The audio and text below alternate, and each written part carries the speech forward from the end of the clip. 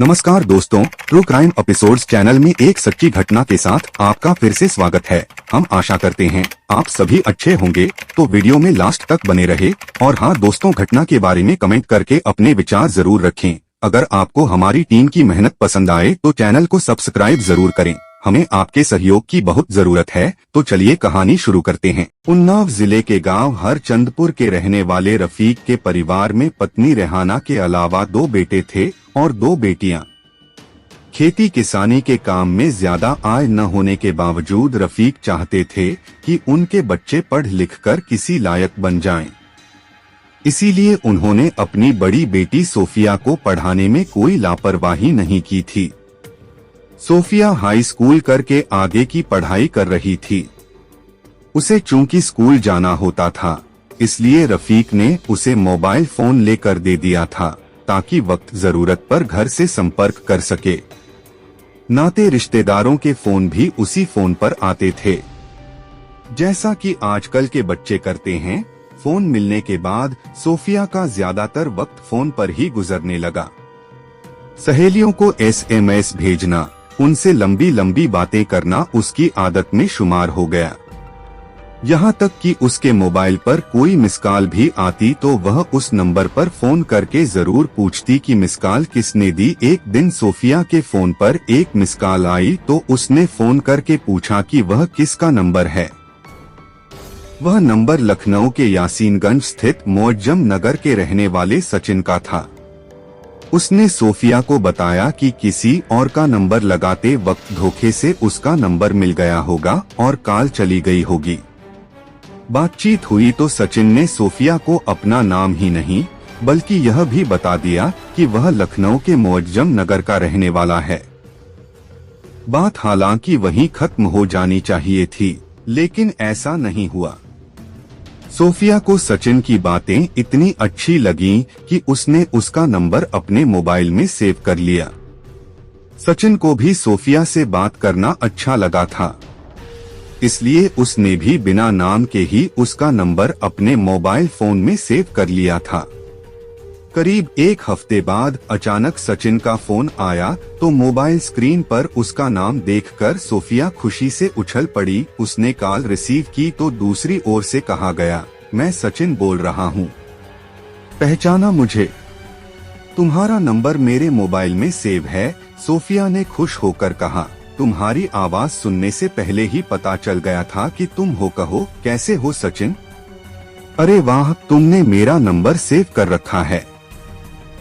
मैं तो डर रहा था कि कहीं बुरा न मान जाओ, इसलिए फोन भी नहीं किया, सचिन ने कहा। तो सोफिया बोली, बुरा क्यों मानूंगी? तुमने ऐसा कुछ तो कहा नहीं था जो बुरा मानने लायक हो।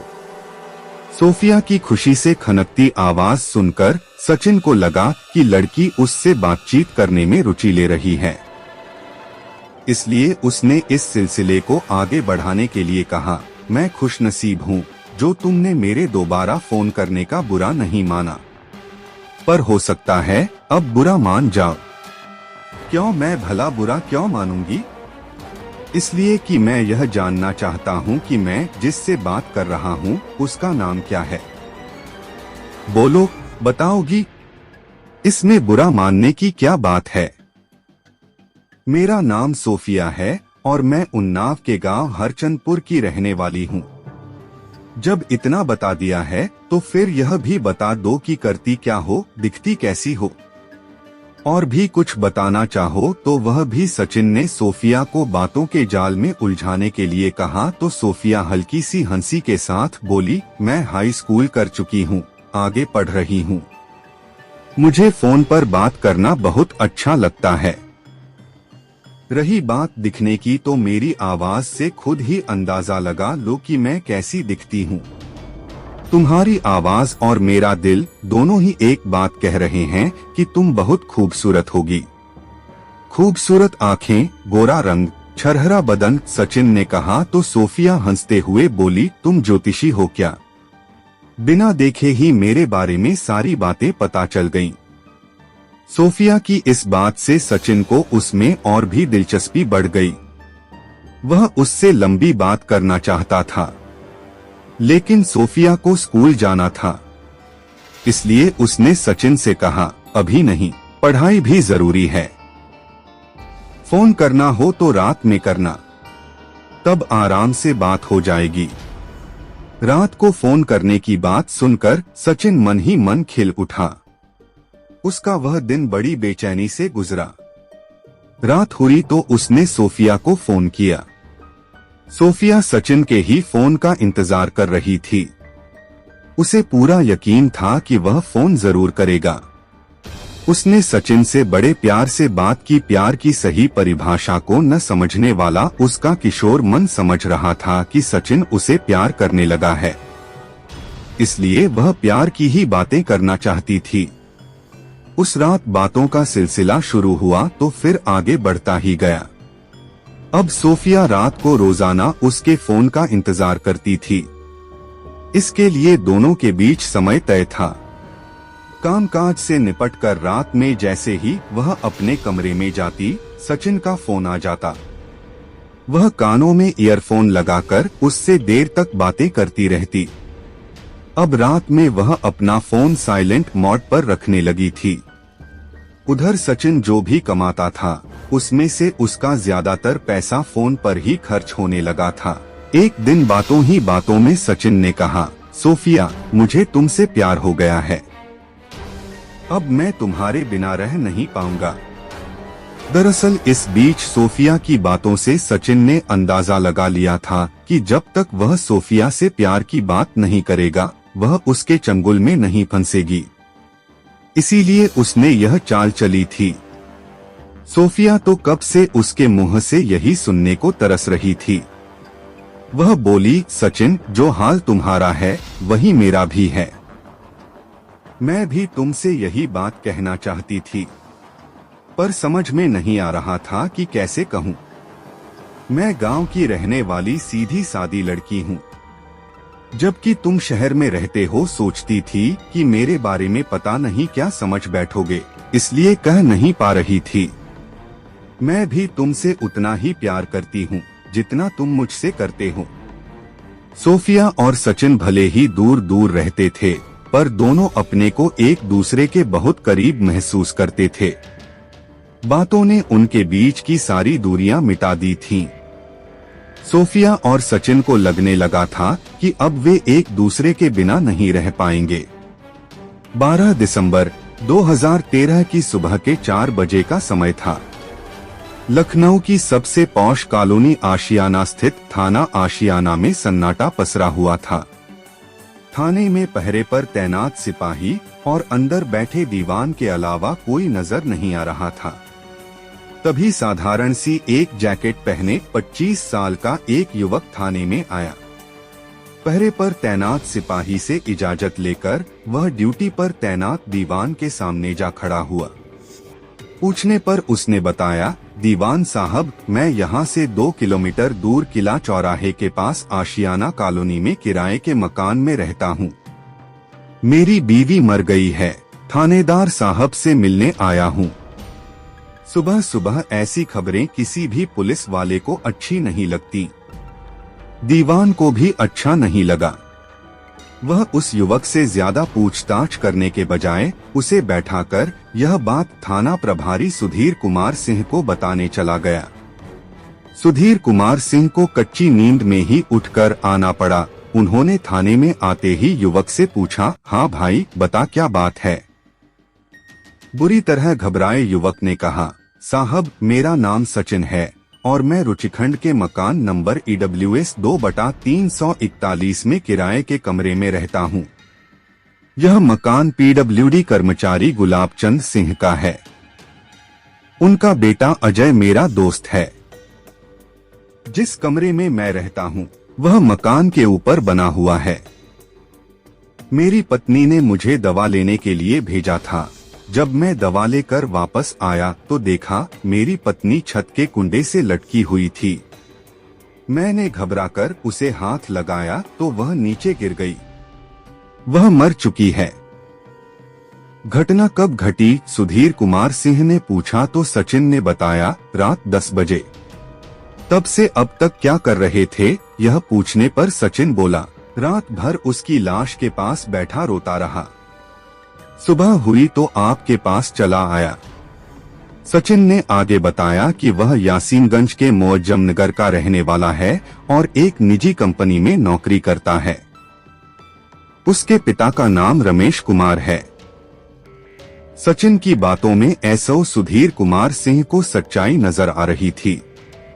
मामला चूंकि संदिग्ध लग रहा था, इसलिए उन्होंने इस मामले की सूचना क्षेत्राधिकारी कैंट बबीता सिंह को दी और सचिन को लेकर पुलिस टीम के साथ मौके पर पहुंच गए। पुलिस ने जब उसके कमरे का दरवाजा खोला तो फर्श पर एक कम उम्र लड़की की लाश पड़ी थी। उसे देखकर कोई नहीं कह सकता था कि वह शादीशुदा रही होगी। इसी बीच सीओ कैंट बबीता सिंह भी वहां पहुंच गई थीं। सचिन की पूरी बात सुनने के बाद उन्होंने लड़की की लाश को गौर से देखा। उन्हें यह आत्महत्या का मामला नहीं लगा।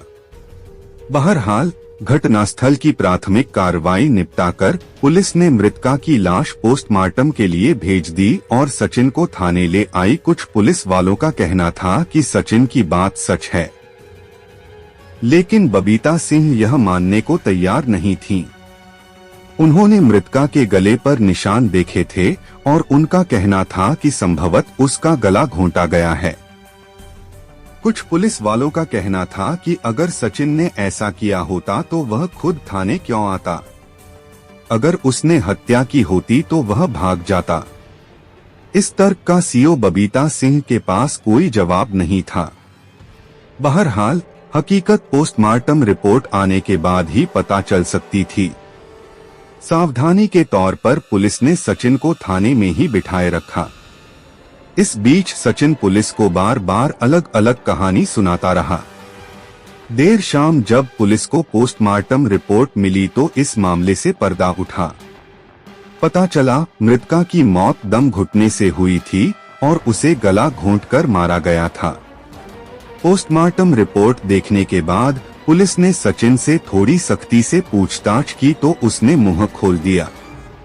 सचिन ने जो कुछ बताया वह एक किशोरी द्वारा अविवेक में उठाए कदम और वासना के रंग में रंगे एक युवक की ऐसी कहानी थी जो प्यार के नाम पर दुखद परिणति तक पहुंच गई थी। मृतका सोफिया थी। मिसकॉल से शुरू हुई सचिन और सोफिया की प्रेम कहानी काफी आगे बढ़ चुकी थी।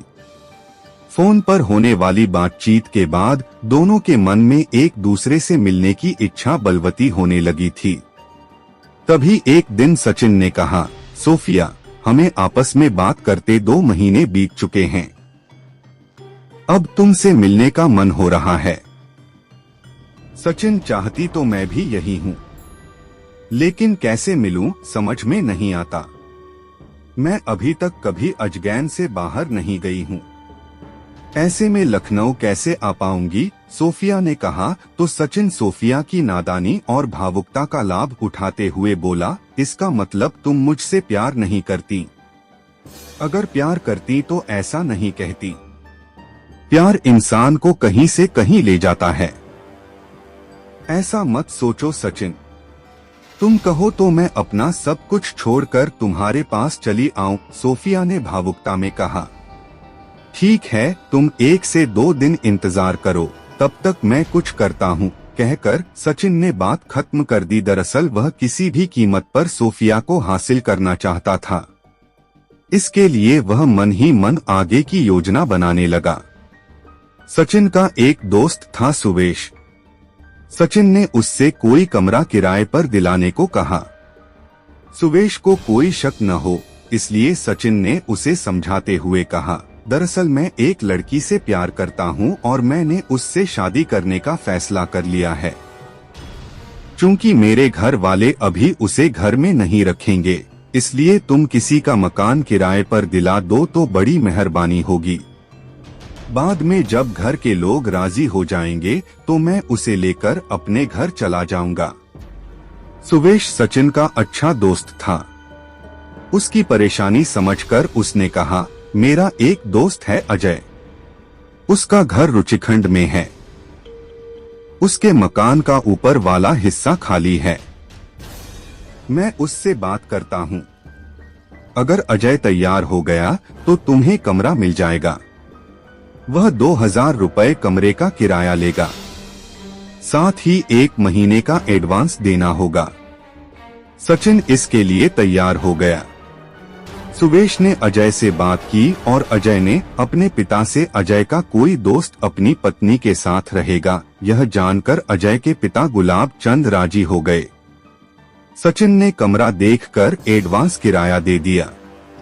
इसके बाद उसने 8 दिसंबर को सोफिया को फोन करके कहा, सोफिया, मैं तुम्हें लखनऊ बुलाना चाहता हूँ। मैं 10 तारीख को तुम्हें अजगैन में मिलूंगा। हम 1 से 2 महीने अकेले रहेंगे। इस बीच मैं अपने घर वालों को राजी कर लूंगा और फिर तुम्हें अपने घर ले जाऊंगा। सोफिया यही चाहती थी। वह पहले से ही सचिन के साथ जिंदगी जीने के सपने देख रही थी। योजनानुसार सोफिया 10 दिसंबर की सुबह अपने घर से निकली तो उसकी माँ ने पूछा, आज स्कूल नहीं जाएगी क्या? नहीं माँ, आज दादी की दवा लेनी है, वही लेने जा रही हूँ। थोड़ी देर में लौट आऊंगी कहकर सोफिया घर से निकल गई। उसने घर से 10,000 रुपए और चांदी की 1 जोड़ी पायल भी साथ ले ली थी। अपने गांव से वह सीधी अजगैन पहुंची। सचिन उसे तयशुदा जगह पर मिल गया। उससे मिलने की खुशी में 17 साल की सोफिया अपने माँ बाप की इज्जत, आबरू, मान सम्मान, प्यार और विश्वास सब भूल गई। वहां से दोनों लखनऊ आ गए। सचिन सोफिया को अपने कमरे पर ले गया। खाना वगैरह दोनों ने बाहर ही खा लिया था। कमरे पर पहुंचते ही सोफिया सचिन से शादी की बात करने लगी। सचिन ने उसे प्यार से समझाया, मुझ पर भरोसा रखो, हम जल्द ही शादी भी कर लेंगे। मैं तुम्हें सारी बातें पहले ही बता चुका हूँ। दरअसल सचिन किसी भी तरह जल्द से जल्द सोफिया को हासिल कर लेना चाहता था। गहराती रात के साथ सचिन की जवानी हिलोरे मारने लगी तो वह सोफिया के न चाहते हुए भी अकेलेपन का लाभ उठाकर उसे हासिल करने की कोशिश करने लगा।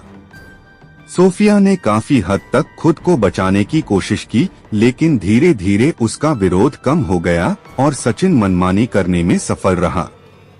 सोफिया खुद को यह दिलासा दे रही थी कि आज न सही कल शादी तो होनी ही है। जो शादी के बाद होना था वह पहले ही सही। अगले दिन सोफिया सचिन से शादी करने की जिद करने लगी, जबकि सचिन चाहता था कि वह किसी तरह अपने घर वापस चली जाए।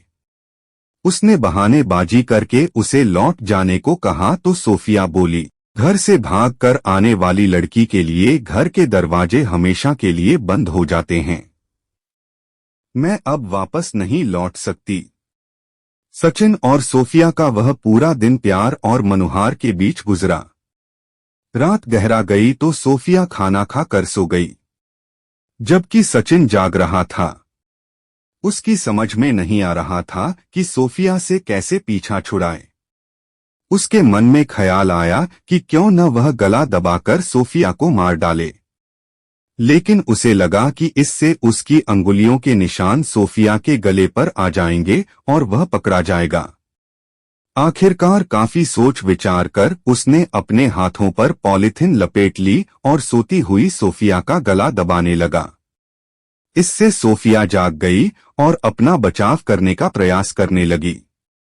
सचिन जवान था और सोफिया से ताकतवर भी, वैसे भी वह योजना बनाकर उसकी हत्या कर रहा था। सोफिया एक तो शरीर से कमजोर थी, दूसरे उसे सचिन से ऐसी उम्मीद नहीं थी। इसके बावजूद वह पूरा जोर लगाकर बचने की कोशिश करने लगी। इस पर सचिन ने उसके सिर पर जोरों से वार किया। इससे वह बेहोश हो गई। सचिन को मौका मिला तो उसने सोफिया का गला दबाकर उसे मार डाला। सोफिया के मरने के बाद सचिन के हाथ पांव फूल गए। उसकी समझ में नहीं आ रहा था कि वह करे तो क्या करे। रात भर वह सोफिया की लाश के पास बैठा रोता रहा। काफी सोचने के बाद जब उसे लगा कि अब वह बच नहीं पाएगा तो वह सुबह 4 बजे आशियाना थाने जा पहुंचा।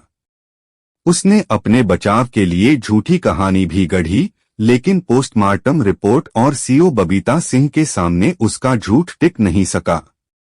पुलिस ने मामले की जानकारी सोफिया के घर वालों को दी तो वे लखनऊ आ गए। उन लोगों ने बताया कि सोफिया किसी लड़के के साथ भाग आई थी। उन्हें सोफिया का शव सौंप दिया गया। लंबी पूछताछ के बाद सचिन के बयान की पुष्टि के लिए पुलिस ने मकान मालिक गुलाबचंद और उनके बेटे अजय व उसके दोस्त सुवेश से भी पूछताछ की। आशियाना पुलिस ने सचिन के खिलाफ भादमवी की धारा 363, 376, 302 और POCSO act protection of children from sexual offences act की धारा 3/4 के तहत मुकदमा दर्ज कर लिया। पूछताछ के बाद उसे जेल भेज दिया गया। इसमें कोई दो राय नहीं कि सचिन के पास बचने के तमाम रास्ते थे। वह सोफिया को कहीं बाजार में अकेला छोड़कर भाग सकता था, उसे उसके घर पहुंचा सकता था। सोफिया नादान और नासमझ थी। वह 2 माह पुरानी मोबाइल की दोस्ती पर इतना भरोसा कर बैठी कि परिवार छोड़कर लखनऊ आ गई। उसने जिस पर भरोसा किया वही उसका कातिल बन गया।